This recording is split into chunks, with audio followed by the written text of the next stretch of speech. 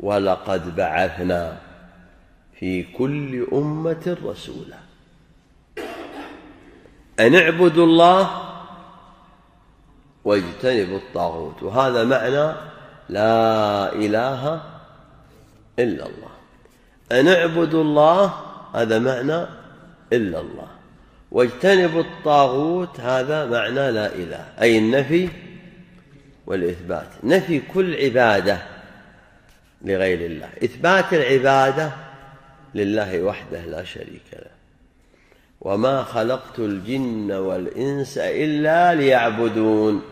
ما هي العبادة؟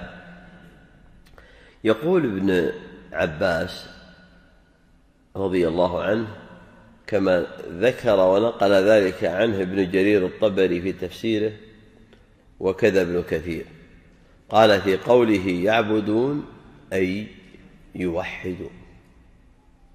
وهذه دعوة الرسل التوحيد. فأرسل النبي صلى الله عليه وسلم معاذ إلى اليمن، قال إنك تأتي قوم أهل كتاب، فأول ما تدعوهم